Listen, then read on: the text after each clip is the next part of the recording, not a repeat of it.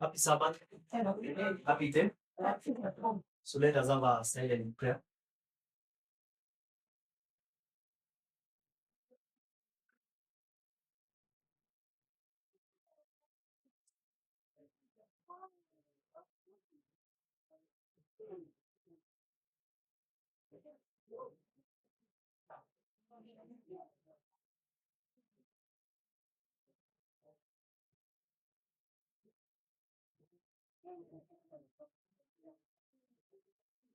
Amen. So I was requested by Daisy to step before her, uh, and I saw it as a good opportunity to finish my class. So for the last few classes that I have had, uh, I was trying to explain the rise and fall of kingdoms. And I said the reason why this is important for us is because in the dispensation we are, uh, we know that our test is tied to the understanding of the seventh kingdom. And so we need to see how the seventh kingdom rises, behaves, falls. So it's all an umbrella subject on rise and fall of kingdoms. So when you go to the book of Daniel and so, Daniel speaks of four kingdoms. Revelation gives us seven. So it repeats the four and gives us three more kingdoms. And what we have been doing, we have been trying to understand more about the book of Revelation, chapter 17. I wish we go there. So when you go to the book of Revelation 17, so we have covered some ground in it. So I'm just going to give a recap, short one, on what we have covered so far. So when we go to Revelation 17 from verse 1, there is one of the seven angels with seven vials. So this is an angel you see in the previous chapter, chapter 16. It's in chapter 16, you see the angels with the vials. And this angel is going to talk to John and tell him, come hither, and I will show you, I will show thee, and so I will show unto thee the judgment of the great whore that sitteth upon many waters. So John is told to come, and the first question we asked ourselves in our class was where. So what I want us to see is that when you start looking at the first chapter, John is going to give us a structure.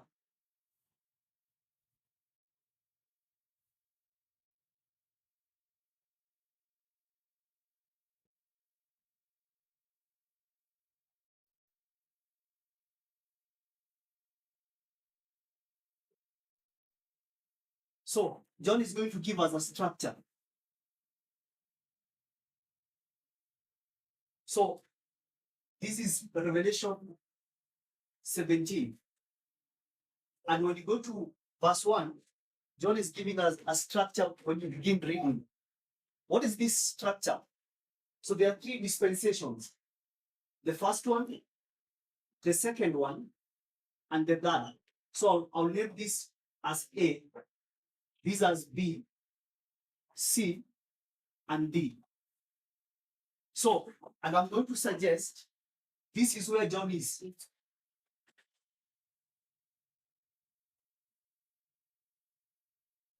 So this is where John is standing. Whether you want to call it the Isle of Patmos, or you can look at John in his original dispensation. And then John is told to do what? To come, and he's taken somewhere. Come hither. So John is what we call, John is going to time travel to this dispensation that I'm going to call the third dispensation. And in that dispensation, I'm going to suggest that John is taken into a judgment hall.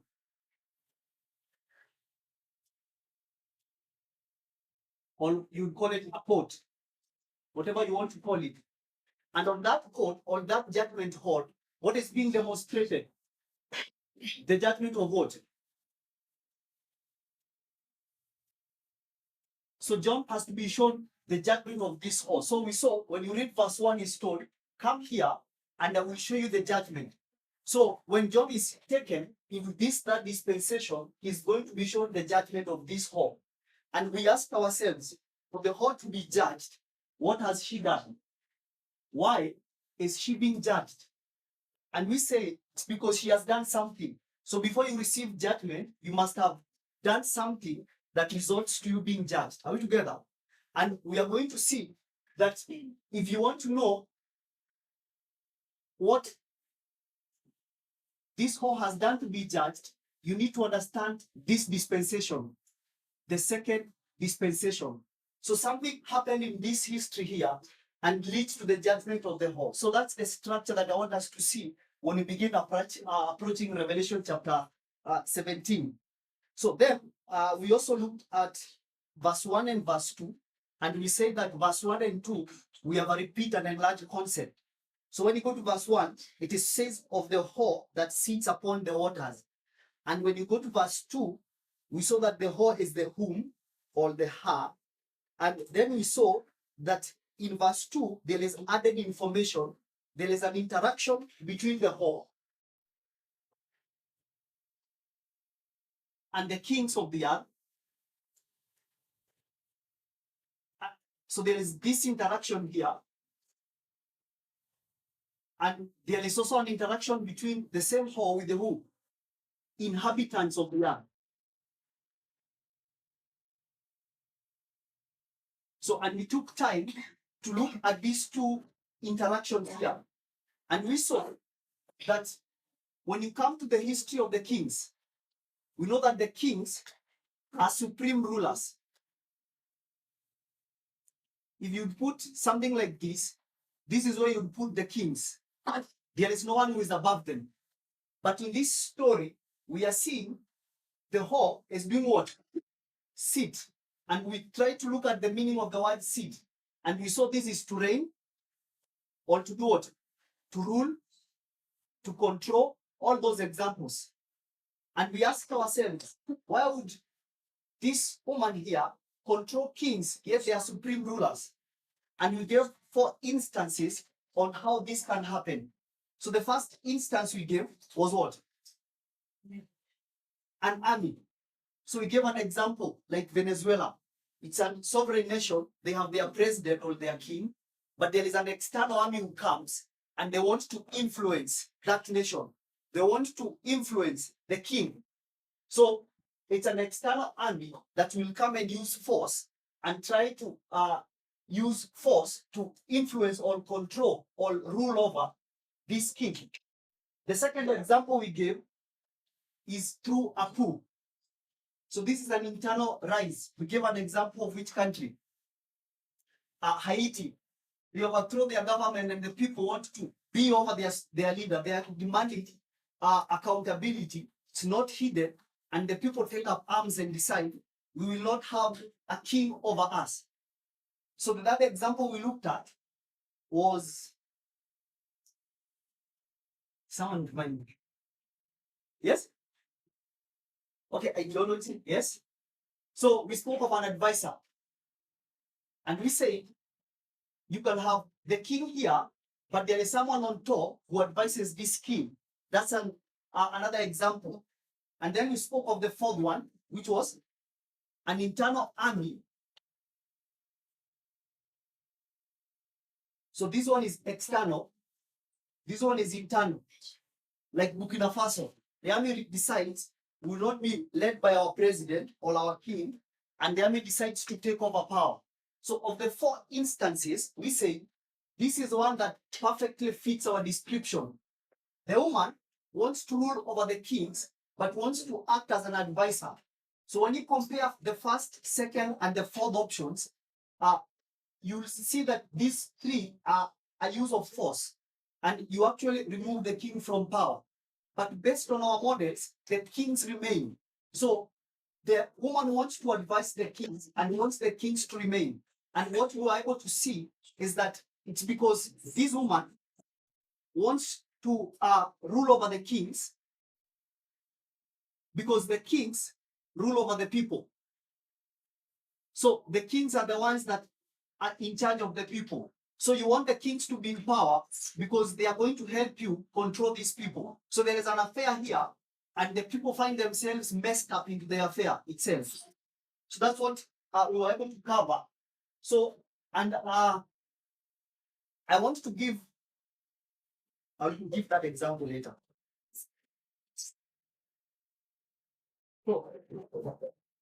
So then in my last class, we went to these affairs and we say we want to understand the affair between the woman and the kings because the verse says it's as a result of what? Fornication. So in my last class, this is where we stop, and I'm going to give a recap of what we did.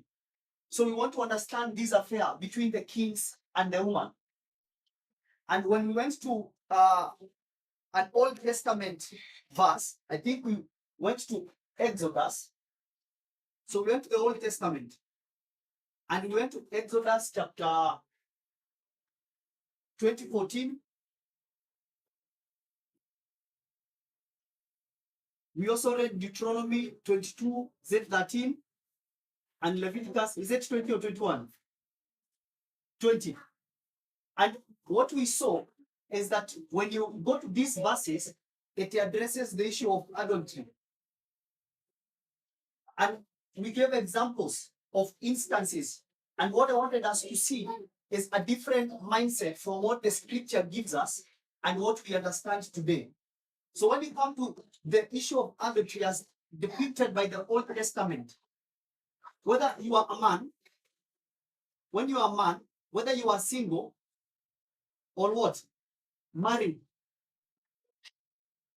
the verse does not care about your status, but the man becomes an adulterer if she has an affair with a woman who is what? Who is married. And that's why maybe you go to many examples in the Bible, like Hosea. Is it Hosea who was to marry what? An adulterer, right? That's one example. It is normal for Abraham to go into an affair with the concubine, the same for Jacob. So it's the focus is not so much on the man. The focus is on who? The status of the woman.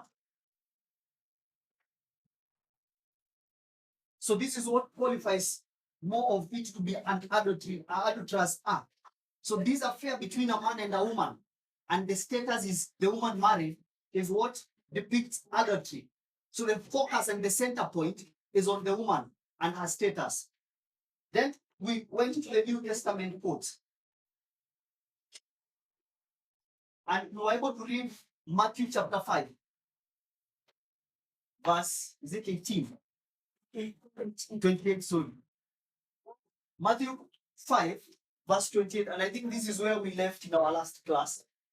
And when you come to Matthew 5:28, I think the first thing I was able to demonstrate is that when Christ approaches the same subject of adultery, Christ approaches the subject in a different setup. Because according to Christ, when Christ begins to address this subject, the first thing we need to understand is that this is not a subject that Christ addresses on an individual level. So when you read the Beatitudes, they are not directed to an individual. They are directed to the Jewish institution or the Jewish kingdom. I think we'll touch on that in a while. And we saw that when Christ begins to address the issue of adultery, the focus point is not on the woman, the focus point is on the who? On the man. So, and when we read the verse, I want to go to Matthew.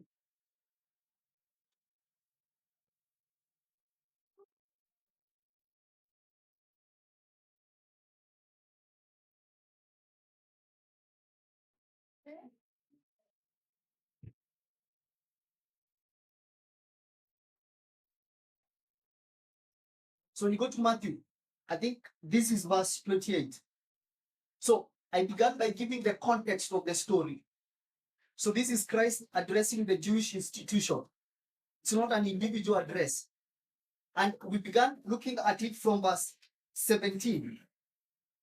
when Christ tells the Jewish, so the first thing we need to understand, to ask ourselves when we come to Matthew here, two questions.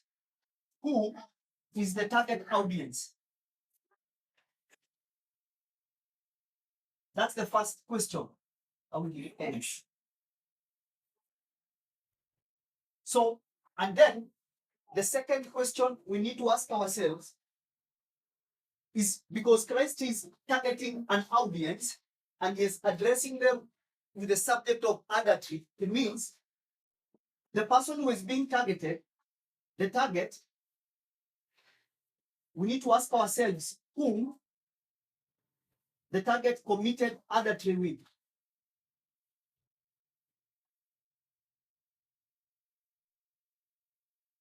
So those are the first two questions we need to ask ourselves. Who is the target audience? And you are able to work our way to show, when you go to verse 17, the first thing Christ tells them, you need to know who is the audience.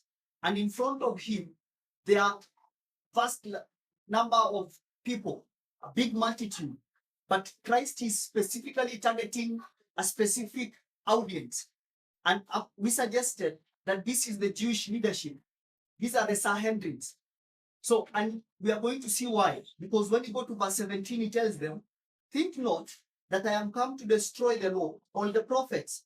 I am not come to destroy, but to fulfill. And we are going to see what is the biggest thing the Sanhedrin accused Christ of: destroying the law of Moses, disagreeing with the understanding of the prophets. And then he says, for verily I say unto you, till heaven and earth pass, not one jot shall pass from the law till it be fulfilled. And when you continue reading, and I'm going to skip, because just a review, and you go from verse 21, he says, you have heard that it was said by them of old time, you shall not kill, and whomsoever shall kill shall be in danger of the judgment. But I say unto you, that whosoever is angry with his brother without a cause is even in danger of judgment. And what you are able to see is that Christ is digging inside their hearts. So Christ can see what they want. So number one, the structure we had from verse 17, Christ speaks about the fulfillment, the law, and the prophets. And then from verse 26, I think, up to verse 21 to 26.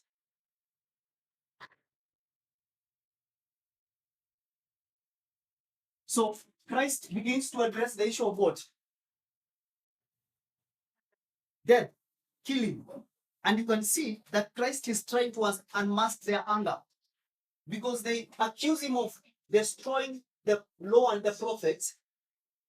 Christ is unmasking their anger and their hate, or whatever you want to call it, because in their hearts, what do they desire to do? To kill him. So Christ is telling them, those prophets that you believe in told you this, that when you kill, you are in danger of judgment. But I want to tell you, even if you are not killing me, the hate you have towards me, already that is subjecting you to judgment. So he's unmasking their hearts, that you don't even have to kill me, but I can read the malice in your hearts. That already is condemning you to judgment. So he's telling them from verse 22 up to verse 26. Then, when you now go to 27 to 30,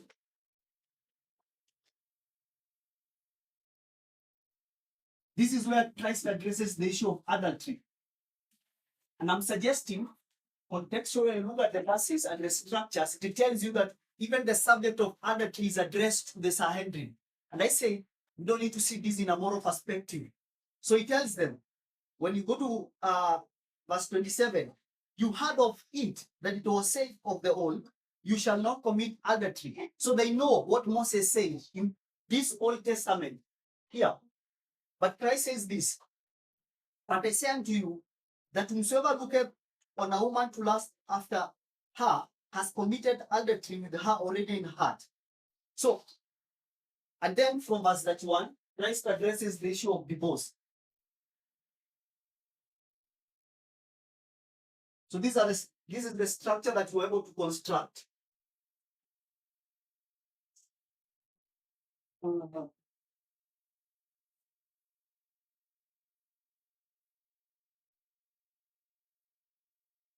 So I want us to dwell a little bit on verse 28. Because when you go to verse 28, it says, "But I say unto you that whomsoever looketh on a woman." So, and I say Christ more deals with the what? With the man. So in verse 28, he speaks of a man. Are we together? And this man, he speaks about what? Look. I hope we can associate the word look with lust. This man is going to lust after who? Are we together? And if this man lusted after this woman, the verse says it's what? Whosoever looketh on a woman to lust after her has committed what? So this is adultery. I'll not try the word adultery. So in this model, who is the problem? Yes? If we are doing like this. No, say that. Or the man. So you can see the bad person here is the what? Man. Because this woman is what? She's innocent. Because the manner in which Christ understands and explains adultery here, it's twofold. The adultery in the Old Testament is through physical contact. But the adultery that Christ is addressing there, you don't even have to do the act. Are you together? What do? Just lasting. It's about the thoughts or whatever runs into your mind. The moment you have that, you just commit adultery. So maybe the woman was walking on the streets. The woman has not even come to attention that someone is looking or watching her. And the one who is looking, the man, commits what? Are we together? So then, the first question we now need to ask ourselves after looking at this, is this man married? Regardless. Is this, so is this the married or single? Regardless of the status. So you think it's regardless of the status? Why do you say that?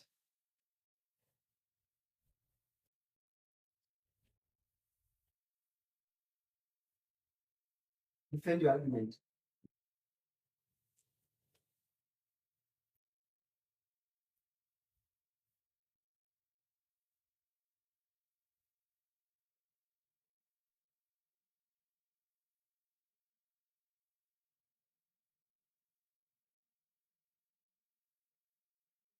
What's a different opinion? Yes? Think he's married. Why?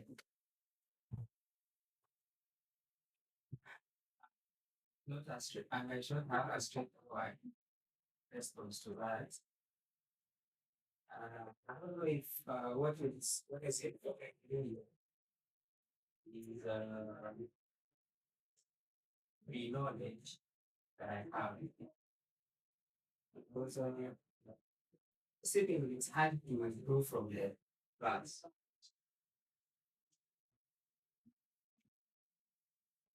So it's pre-knowledge. My understanding of what adultery means Mhm. to that Jewish sense. Okay. Anyone else? Mongo, what do you think?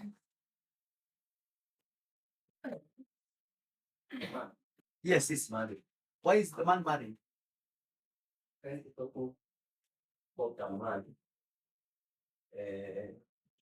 That last after a woman, if that man does that, calls it adultery. No, it speaks of a man that other because if it's speaking to a man, that man has that one. Now, I'm trying to build that last. So I think the burden is, how do you prove the man has a woman?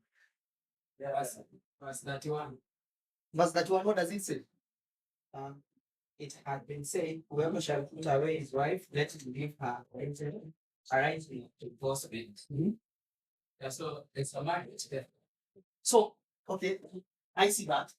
So I want to suggest that this man is married. But the structure itself gives you the clue. Because I have said this story is a story that Christ is addressing who? The Jewish leaders. Are we together? And one thing we need to see when you go to biblical parables, be it in the Old Testament or in the New Testament, let me just put that. When you go to the New Testament, the Old Testament or New Testament marriage models, most of them, what they depict is a relationship between God and who? Israel or his people. Are we together? And in these parables, who is the man in these stories? And who is the woman in these stories? Are we together? Whether you want to go to any, most of the stories, they depict Christ as the husband and the church as the what? The wife. Most of the stories, both in the new and the old. But one thing I want us to realize in this story is when you come into this story in Matthew chapter 5, the setup is, I don't know what to call it, inverted. It's vice versa. Because in this story, who is on the wrong? So can the man be God? It's not the man who is lasting. Can you really see that? So you need to know who is on the wrong.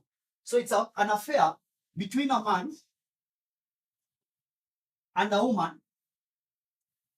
And this man, we are saying, has a wife. So this man going into an affair with a woman, even to lust after her, not even the act, that's adultery. So this man here has a wife. And I'm going to suggest, if you want to understand who is this man, Christ is addressing the Jewish leaders. They are all men. So Christ is using a familiar illustration. They are the ones that Christ is addressing. And he's telling the Jewish leaders that what you have done, you have lusted after someone. Who? What was our last application? Who are they lusting after? A woman. Who is this woman? This is Rome. And he is telling them, you are lusting after another woman. And on this story, this woman here, this one, the wife, in this story, the wife is God. So God is telling them, we are in a relationship with you, but you are lusting after someone else, another woman. Whether you have gone to Rome directly or you are lusting and desiring to be like them, that's adultery. And that's the accusation that Christ is giving to the Jewish leadership. And you really see that. So this is the parable that I wanted us to see in our last class, that there is an affair here between a man and a woman. And in this perspective of today, the man is the one on the wrong. It's not God who fits this parable as most parables show. In this story, God wants you to see that these Jewish leaders are this man, they are already into affair with God, and what they are doing, they are orienting to have an affair with a strange woman or another woman. And this form of lust is what Christ is saying, this is adultery. And I'm coming to you. And what I wanted us to see is the two different setup between the story in Matthew and that of the Old Testament. Because according to Christ, the qualification of an adultery, Christ focuses on who? The man. Can you really see that? But on the Old Testament, the focus is who? The woman. So when you have that line of thinking that the focus is the man, and so, unlike this Old Testament model, whether you are single or married, lusting after a woman or having an affair with a woman, as much as the woman is not married, they wouldn't label that as adultery. But if it's someone's wife, someone who is married, it's adultery. Christ comes and changes that perspective. And now you can see, whether you are a woman or a man, you'll actually see that you have a chance of committing adultery. Because Christ, I don't know whether it's to say that he re-explains the old understanding of Moses and now tries to demonstrate whether you are the man or the woman, you have a chance of committing adultery. And this adultery is not just the physical act itself, even the thoughts in your mind can subject you to committing this act. Yes, Linda. So, having a question on that, the way somebody you've applied that if they do it, uh, Matthew 5, in your study about the Beatitudes, but mostly anaongelesha the people the mount. So I'm noticing that you're taking some verses, unasema hii, anaambia the Pharisees, the leaders, hii, maybe anaambia, I understand your point of view of Christ, but I'm questioning how una decide this audience, huyu sasa huyu kwa the leaders, and you're really making it kama Jewish leader. It's just by the words. When Christ says, "Oh, blind vipers," is Christ addressing the people? You might Just looking think- at the words. So for me, it's not a might. It's only being decisive in how you understand. Like, you just need to look at the words and ask, who is being addressed? And then you know where the prophet stands. He must be addressing an underlying issue at that present time.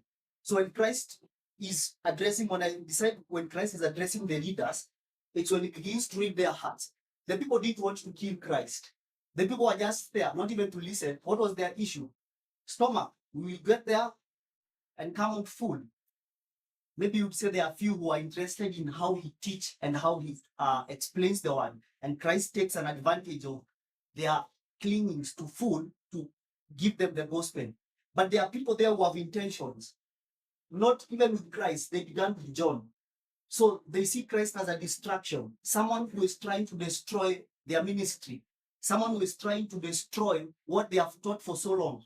So he's telling them, I didn't come to destroy the law of Moses. I didn't come to destroy this, because Christ can read their hearts and see that this is what they perceive in. For the people, they are not even in denial of what Christ teaches. Actually, they're embracing and seeing it more acceptable than what the Sanhedrin have been teaching them. So by looking at the words and the context, you need to know when the prophet shifts the audience, when the prophet goes to a different audience, just by the words themselves. I'm just going to pick two. So Zit Mwange so, and then Faith, so that I continue. Like saying that adultery applies to the property. Get married. And like So, okay, when I look at, I think Sabina read that for us in our last class. Let me look at it. When you go to Exodus 20:14,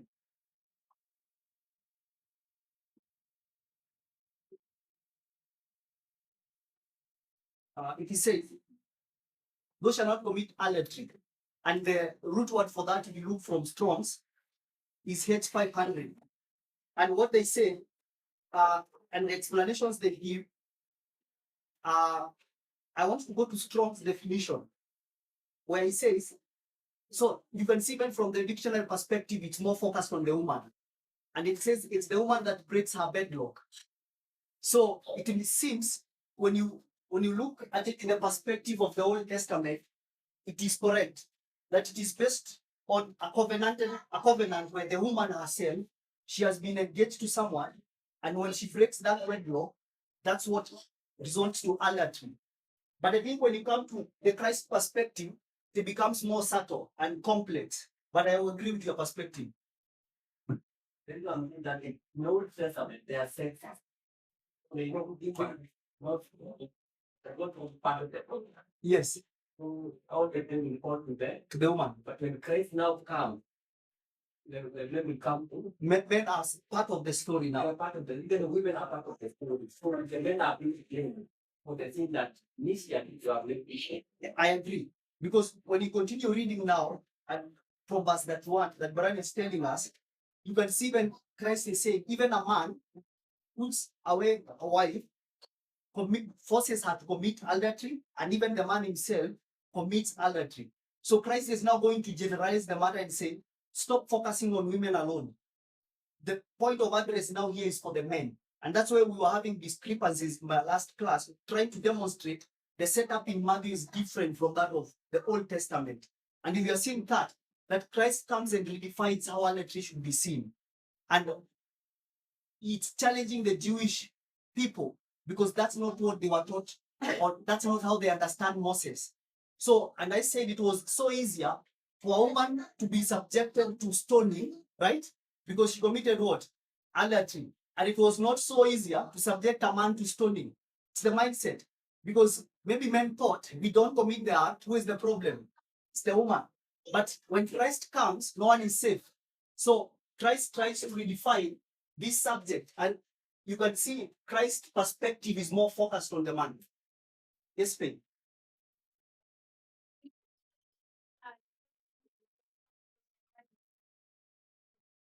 So I think the structure itself,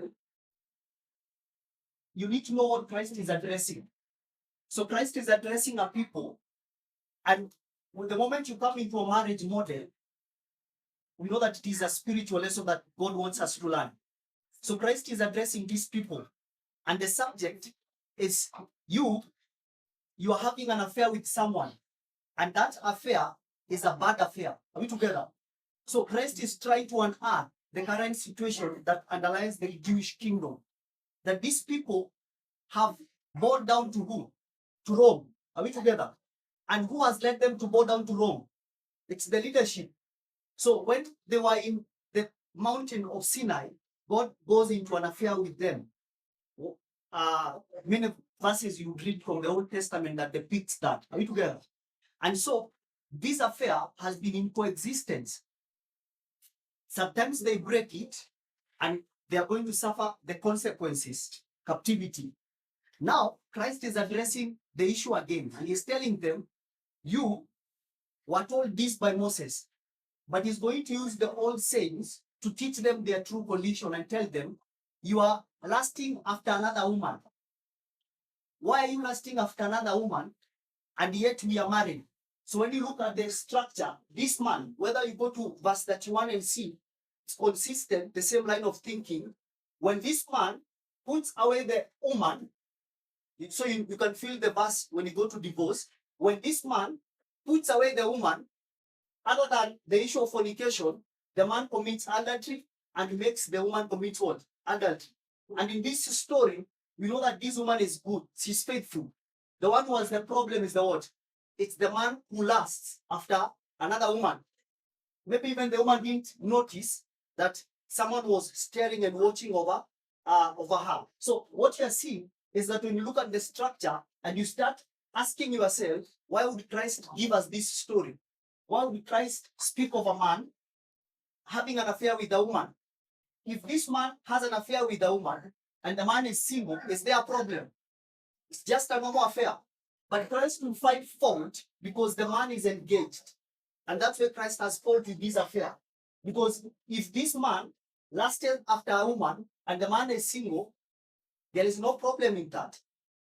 But if the man lusted after a woman and the man is engaged, Christ has a problem with that. Are you seeing that? So the reason why Christ has a problem with this affair, it's because the man is already engaged. And Christ is saying, you man, you cannot put me as your wife. You cannot divorce me before you give me a paper, as Moses said. Actually, you cannot divorce me. That's what he says. Unless I commit what? Fornication. And Christ is telling these people, you are breaking the bedlock with me. What do you call it? The wedding lock with me. So stop this affair. And they will not listen. And what will happen to this wife? That is Matthew 23, verse 36 to 38. What did Christ say? Your house. Who is the owner of the house? The wife leaves the house. Your house is next to your what? To your own what?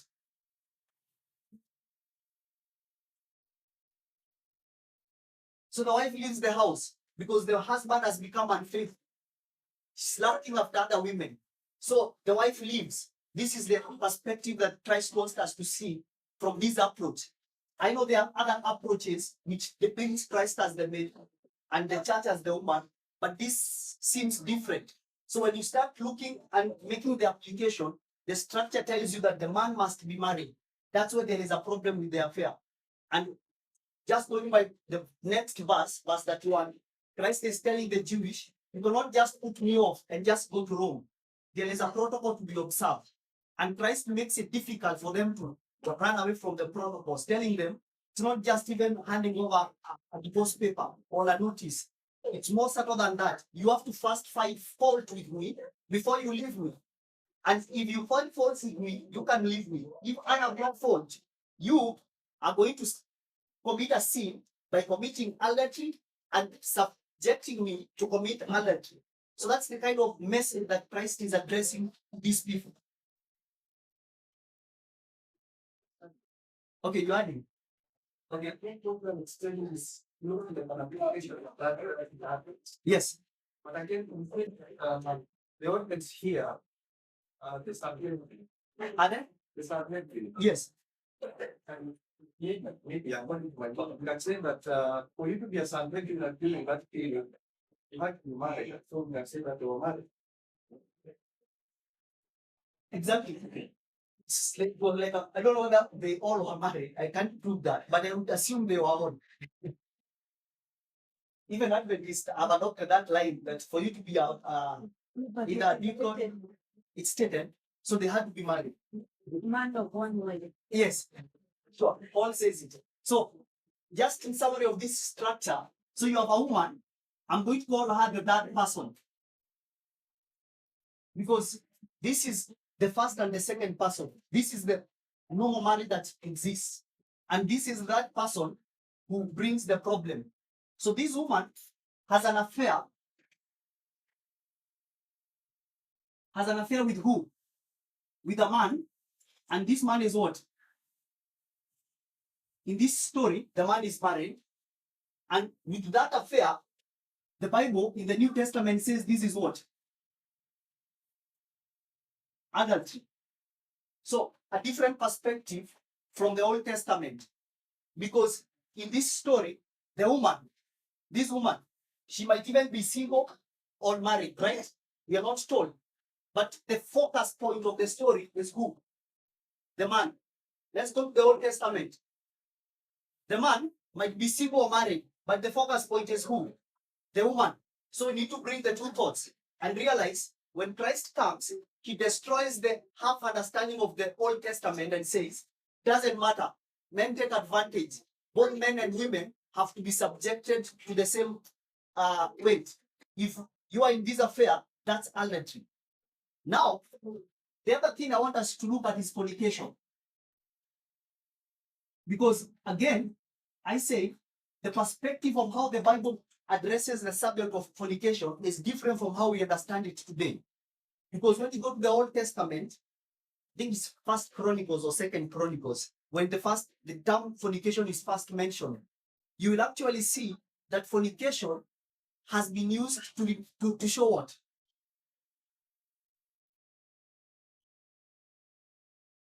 That's the substitute one for just having a sexual affair. A different perspective from how we understand today. Because when I ask the question, what's fornication? And maybe you go to the modern dictionary, what will it tell us? That it's an affair between either two unmarried or what, you know, the descriptions. That's not the perspective that the Bible gives in the Old Testament or maybe even in the New Testament. So when Christ says the only ground for divorce is fornication, Christ is only saying, unless you catch me with a sexual affair, in the Old Testament is called whorish, being prostitution, whether that is the correct one.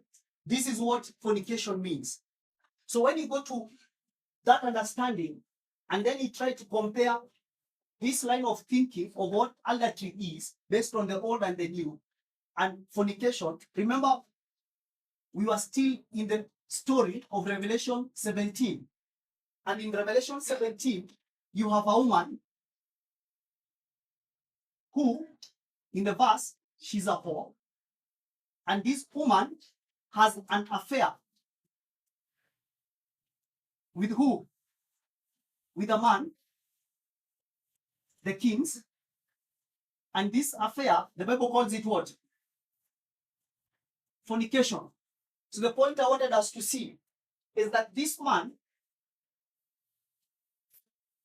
here, who are the kings, and this woman. So when I speak of the whore, I hope we would agree to this, that she's single. We wouldn't say that she's married. And these kings, they are being seduced into an affair by this woman. And the Bible has a reason it doesn't use the word adultery, but calls it fornication. Because you're going to see, based on these two models, the issue of adultery is more at play when there is an aspect of what? Marriage. But again, you need to see that there are no subtle differences between fornication and what? And adultery, because it's an affair. And what we are going to see, when you use juxtapositioning, I think this is a concept that I always explain using a story in Revelation 13, verse 11. But I'm going to explain it in this context.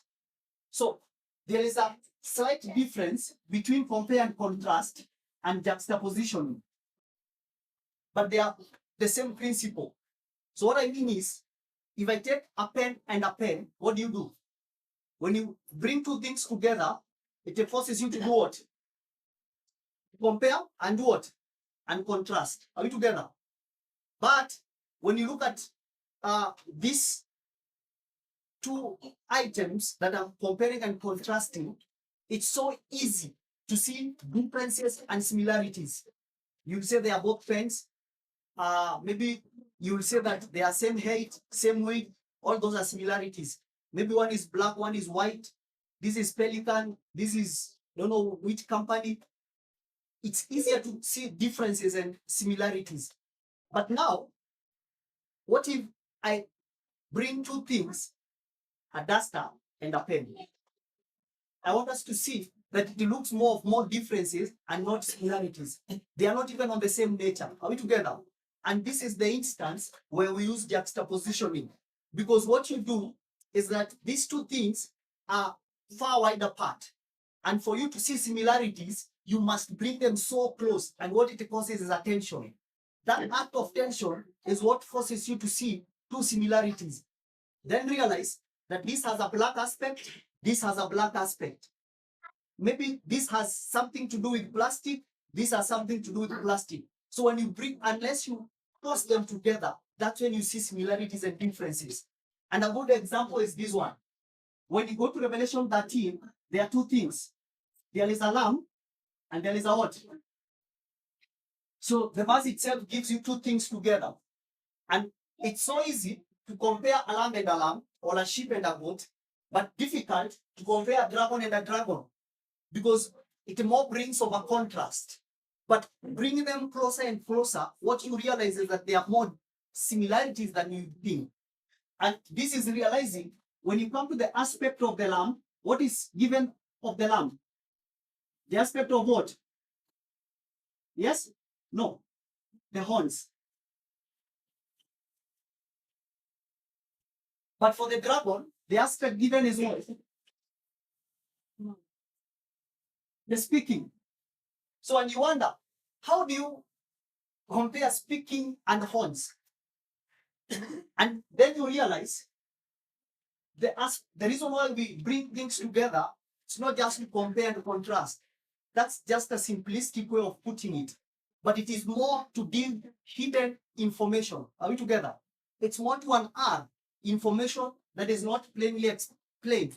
And what you realize is that if I do a good compare and contrast, because I've already juxtaposed the two, you'll actually realize even the dragon has what?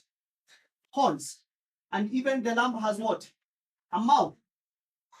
So you give a lot of information by juxtaposing two things that don't look like terms. And then you can form your theory and ask what are the horns. This is the speaking of a nation. So this nation speaks, this speaks. the way this speaks is different from these, all those things. I'm not here. What I want us to see is that when you go to Revelation 12 and you bring in with Revelation 17, and this is the aspect I brought in one of the classes. You have a woman here. I'm going to call her pure woman. Simple for that. And then you have a woman here. And when you look at these two women, they just look like polar opposites.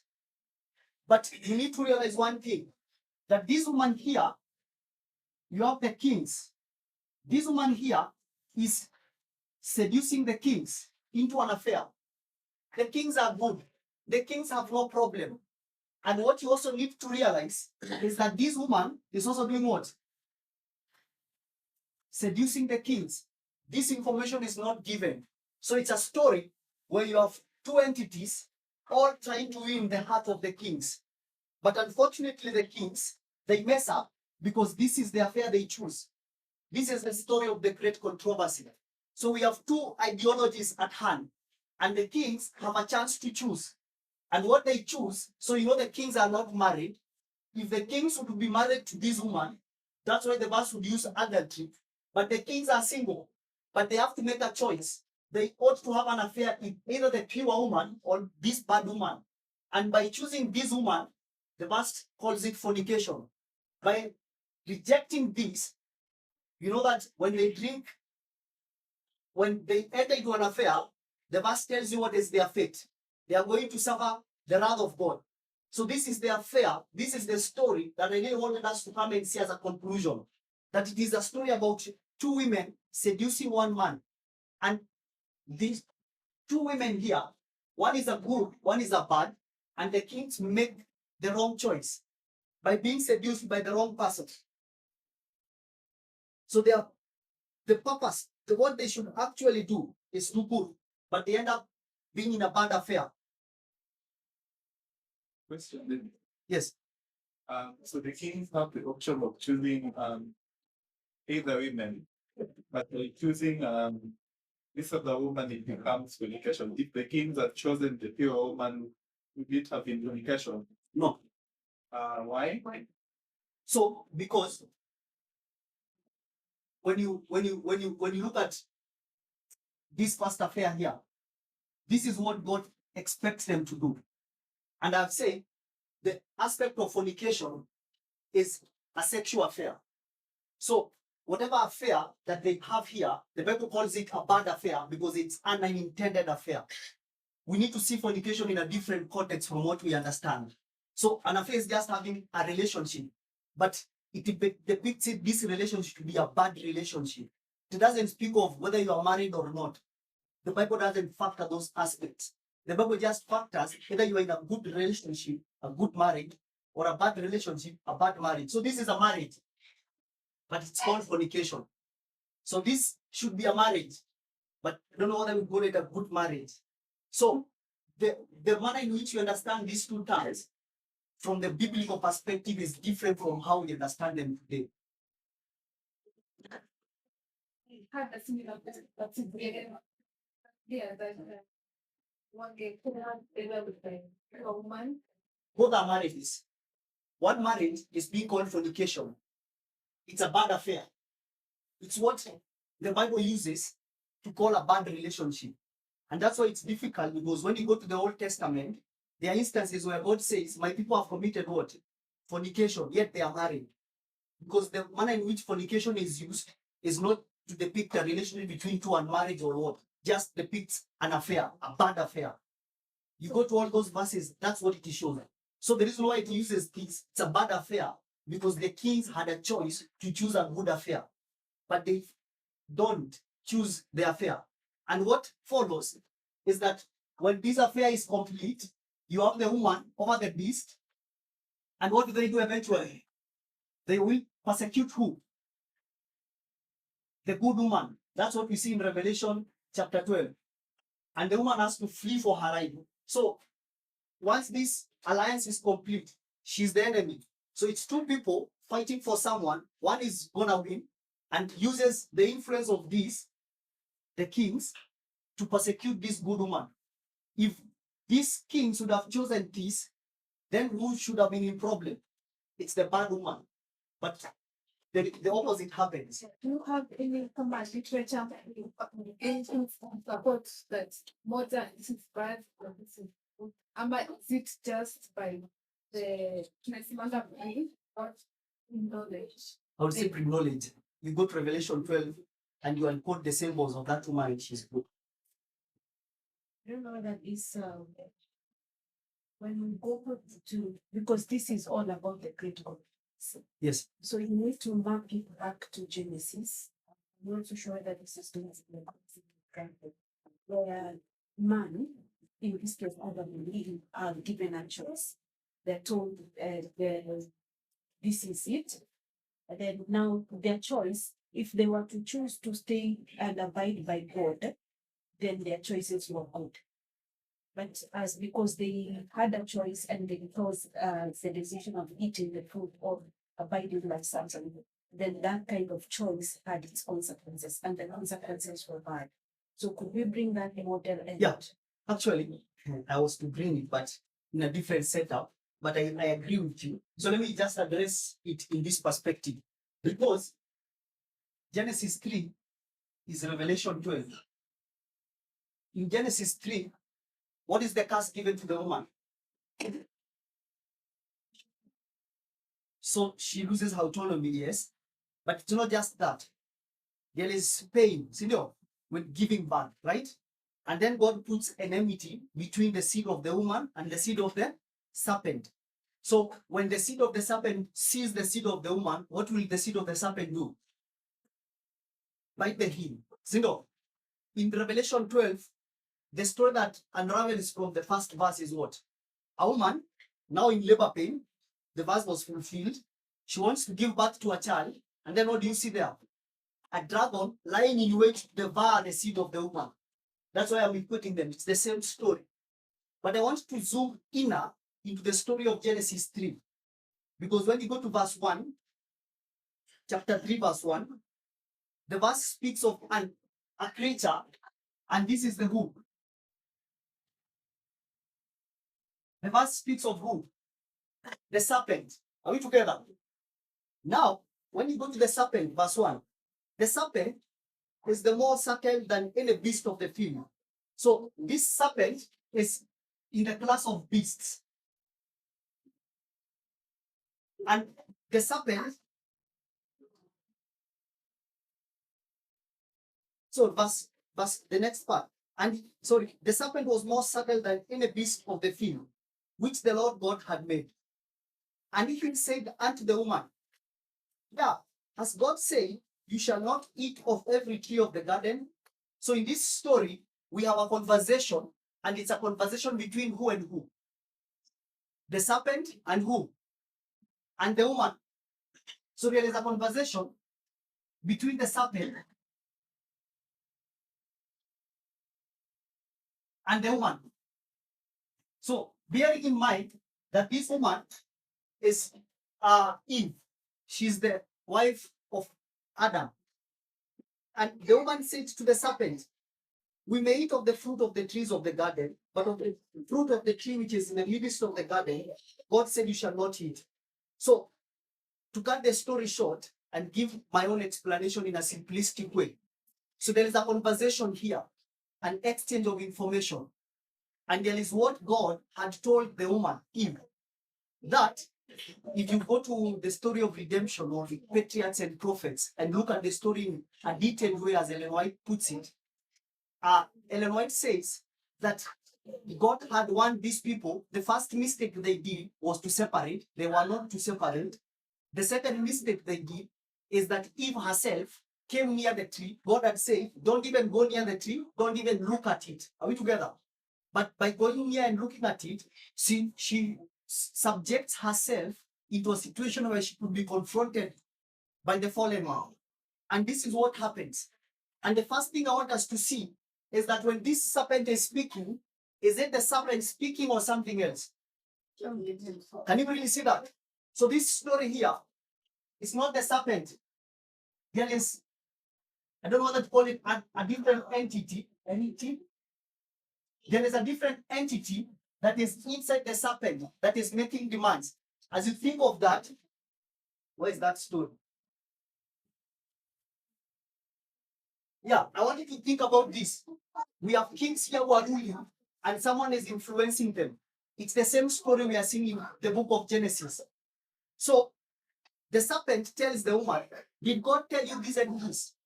So one thing I want us to see is that the serpent, or whatever is inside the serpent, is distorting information, because there is the direct orders and advice that God had told the people. But what do they choose? To listen to the serpent who distorts that. God told you that when you eat, you die. No. And when you read what Ellen White says, is that the first fruit, who picked it? It's the serpent. The serpent picked the fruit and ate. And this was to convince Eve, God lied to you. Because when Eve looked at that, God said that when you just touch it, you die. Serpent has just picked and eaten. Nothing happens. Serpent picks the second fruit, gives it to Eve. Eve eats, nothing happens. And Eve is convinced, God lied to us. So she has to take the good news to Adam. God lied to us. So she picks a fruit now, a third one, and takes it to Adam. And it's where Adam could realize there is a problem. And Adam had to sacrifice and decide, we die together. So forget about the story, but there is a perspective I want us to see from here. That this, the confrontation between the serpent and the woman, is an exchange of information. It's an info war. And this info war is based on what the woman had been told by God and what the serpent wants to do. And what I want us to see is this model here. Because who is the serpent? Sorry. What happened? Because who is the serpent? It's the beast. Can you really see that? And this idea, whoever is speaking, it's the woman, it's the ideology. And this is the good woman Eve. So it's the same story, Linda. The Bible does not contradict. It keeps giving you models and models that align. So there is an exchange of information, and it's an information war. So the kind of war we are talking here, it's an information warfare. And you can see this serpent is the dragon. And you know, we say, if this is the dragon, there is a woman on the dragon, and they have a problem with the woman. So this story here, again, answers the same model here. It's Genesis 3, it's the great controversy. It's where the controversy began on earth. And where we are heading to, it's where the controversy is gonna end. So when you look at the serpent receives judgment. And what is the what will God say to the serpent? Because you allowed yourself to do what? To be used. Meaning, the serpent, our last class, each has agency, a free mind to think for self. The serpent had a chance to either choose to listen to this other voice and be used the wrong way, or to refuse. And because the serpent yielded to that, even the serpent receives a curse. You shall roll on the ground. So each will receive a penalty based on what they were required to have done. So what Rispa is saying, it's the same story. Either use her approach or the same approach. This is not a making. It's what begins in the Garden of Eden. So you know, Genesis 3 is Revelation chapter 12. And that's where the controversy begins. It gives us the DNA of what we expect to see at the end of the world. I think the main concern in the scenario, we are using knowledge kuweka unajua mila anasema you can perceive the girl and all that aside because they tend to understand what the relation 17 is telling us without just fighting. We are using justifying the meal, the end justifying. I don't understand what you mean by that. What I'm saying is that I'm trying to get, like, I'm trying to feel, to understand the chapter without pre-knowledge, without Which chapter? the Revelation 17. How many verses have I gone to? So it's the same Miller who tells you when you find a symbol, what do you do? the same Miller tells you, you don't understand the symbol, go to other verses. But sasa kuna pateni hata umesema you're using pre-knowledge kama the one. That's why I said I don't understand your pre-knowledge concept, because I realized that's not what I understood. What I think that is pre-knowledge is, I already have a verse that has been worked on perfectly using the right methodical way, and I'm going to use that example to influence me to show how this model can be, the principles can be used in a different setup. So I'm going to other verses because Miller gives me the same license. He tells me I need to understand adultery, and I don't have information in Revelation 17 verse 1. So I'm going to the Old Testament because Miller tells me these verses have been explained somewhere else in details. So I need to bring scriptures together, and that's what I'm doing. So that is allowed. I agree. So kama hiyo pateni kama kuna mali nimesema the story of the women down them releasing the man haiko. That's parables now. Parable teaching, you feel missing information, you have a consistent thread of information. So that's how the Bible does. It omits a lot of information. If you want to understand, you can't just rely on what is given. You give a lot of hidden information because the Bible gives you a puzzle, an incomplete one. So what you do, fill the missing words, then you have a complete set and you understand the story. So unless I don't understand what you mean, but to me, I see no fault. As much as I'm within the rules, that's what parables do for me. They give me an incomplete structure, but they aid me and help me to fill that missing information. Allow me to take Q&A because I have 5 minutes, just 5, and we have more time for Q&A. So very fast as I finish. Simona, hii time inakingana. I've just done a recap. They were trying to limit question. Anyway, so back to Revelation.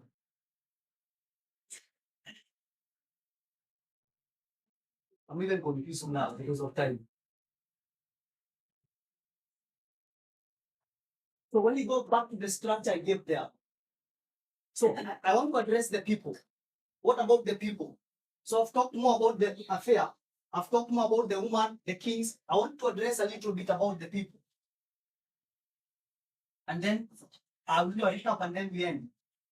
So, and what you're going to see as it is this affair here between this one, between the woman, affair with the man. So this woman we are saying is Rome. The affair with the man here, this is the Jewish leaders. And what you're going to see is that this man or the Jewish leader have a connection with the Jewish people.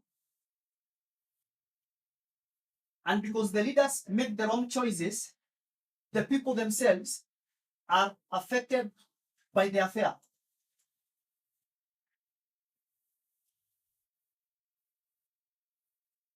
It's the same story. You have the whore here has an affair with the kings, and the kings have a connection with the people, the inhabitants, and the people will be affected by this affair. So I want us to address a little bit about the people. And I want to go back to this structure here because you can see we need to understand what the woman did here. So the woman is received judgment because she did something. In the dispensation, the woman has something she does to receive this judgment. So I want you to go to the second dispensation. This is BC. And that second dispensation, I want to suggest whatever the woman did, when you go to the verse 17, chapter 17, the next verse, and I think I tried to give this breakdown in one of the classes, is that when you go to verse 3 says, so John is carried where? Where is John carried? So John is carried in the wilderness. And I want us to see that the word wilderness, either you can listen now, that there is no information on the wilderness. So what do? I go to another verse that explains to me. The only information I can depict, maybe a dictionary understanding, is that this is a place, a solitary place, or they don't call it a desert, but I need more information. So there is another verse. This is chapter 12, verse 6 and 14. And what do they give? The wilderness. And what do they say the wilderness is? Remember, Revelation 12 is Revelation 13, is Revelation 17. They say the wilderness is a what? It's not a place, it's a what? It's a period of time. You can't get that information, Linda, in chapter 17. You only get it in chapter 12 if you have the correct methodical way of working it out. And you get, this is 12:60. So you know that John is taken into a period of time. And in this period of time where John goes, you can still see. So I used chapter 12, and I'm going to suggest it is the same story. Revelation 12 is 13, is what? 17. 12 says it's wilderness. That 17 says it's wilderness. I'm suggesting 13 says it's a seed. And Revelation chapter 13, verse 1 begins in this dispensation. John sees a beast, and this beast is going to rise out of what? Out of the sea. So this sea, I don't have time to work it out for now, but I'm going to mention it as a fact. Maybe next class we'll have time to explicitly explain it, that this sea is this period here. And when you come to Revelation 13, verse 1, you're going to see that the rise of the sea is this period of the wilderness. And when this beast rises, you're going to see that when you go to verse 11,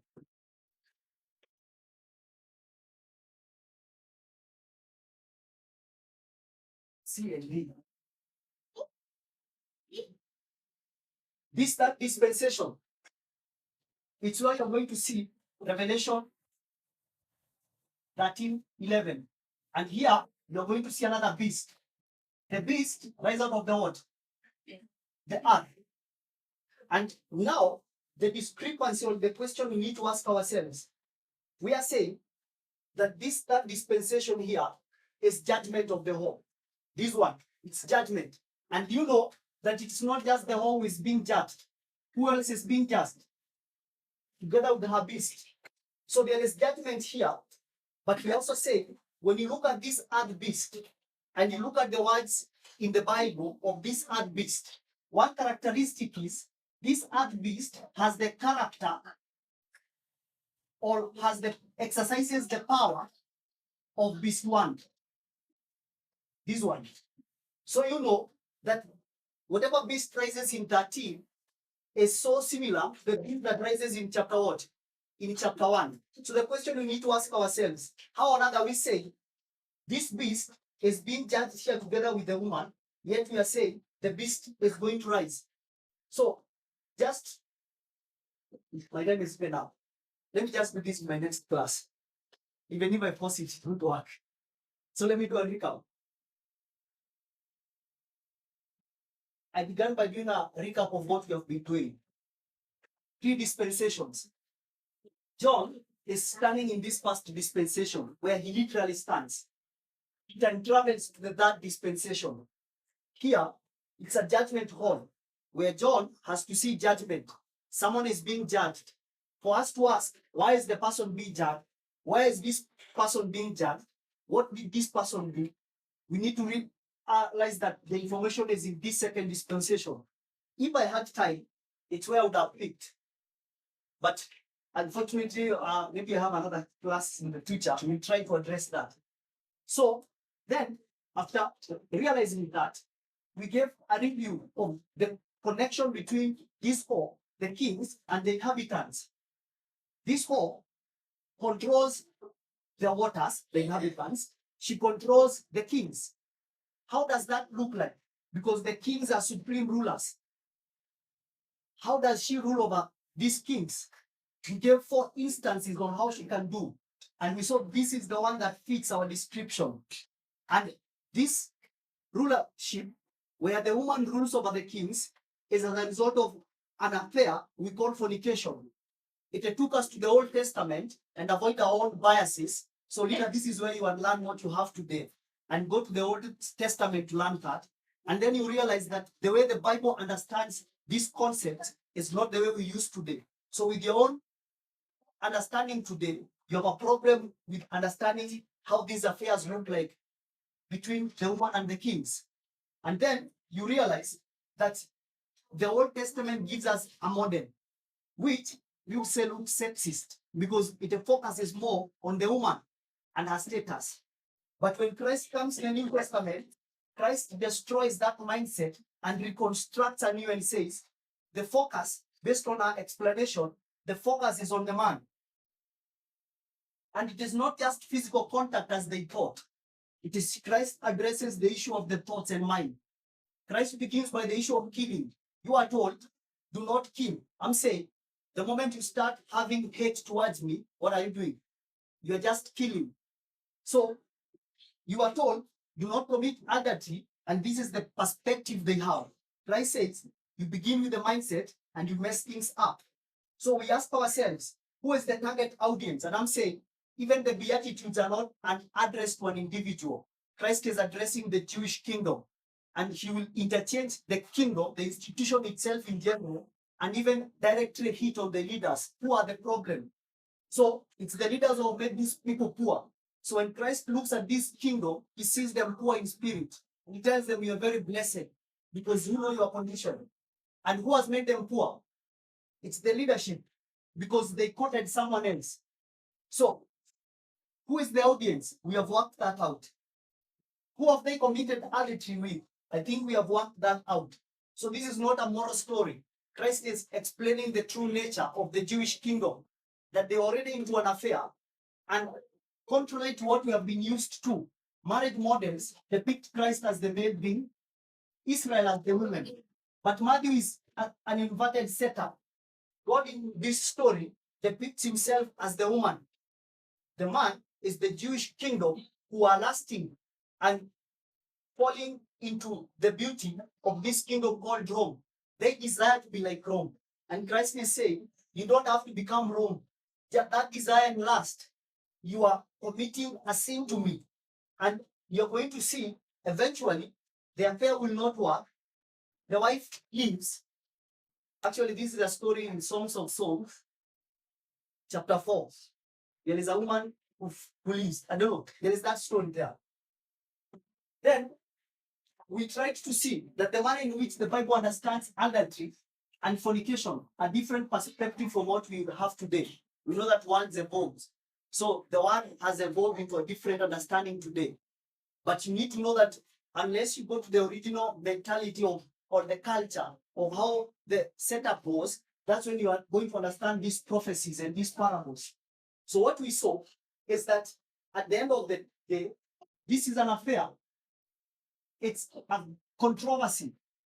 It's a war between two entities fighting for one person. They want to control the kings because if they control the kings, they have access to the people. And whoever wins it seduces the kings. What follows is war. The woman riding on the beast persecutes the good woman. Revelation 12 calls this beast a dragon. Dragon are kings, rulers, and people. Ellen White puts that clear. Genesis 3 is the same story. You have a serpent and you have an entity over the serpent.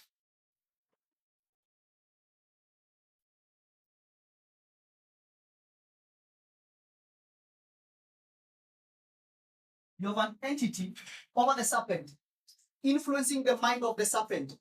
It's the same story of the woman influencing the minds of the kings. And it's a war. A woman knows something. In this story, the woman fails. Because whatever the woman knew as the truth, it's compromised. So we know that this is the story of the great controversy. We have a war of two ideas. And in this story, we are seeing the same patterns with what we see in Revelation. A woman influencing the kings, and it's a war of ideas. We will extend this line of thinking in our next class. When we come now and ask ourselves, what about the people? And these people what happens to them? So we have looked at the affair and we want to know the people. How are the people affected by this affair? So it takes us to the second dispensation where we want to know the workings of the woman and her beast. And when we go to this period, I'm saying Revelation 17 calls it the wilderness, Revelation 12 calls it the wilderness, Revelation 13 calls it the sea. And when we go into that story in our next class, if we have time, we will expound that and see what actually happens for us and be taken into the judgment hall. So I'll stop there because of time. Full of questions and some big them for Q&A. So let's pray. Thank you, Lord, for this wonderful moment, giving us a chance to come and reason together as we try to unearth the hidden truths of these prophecies. We ask that you may guide us, give us a mind that understands, that is willing to learn, that is willing to remember what we have learned, that is willing to see how glorious your word looks when we bring all the pieces together. We are living in perilous times when we actually need to be well equipped with the message that will help us stand in the hour of trial. I pray for everyone here. Pray for them that God may help us to be well equipped. As we now break for lunch, pray for the food, sanctify as we eat it. And we also pray for those God that in great ways for them to be with us even in the other lessons that follow in the afternoon. God pray this in Jesus' name. Amen.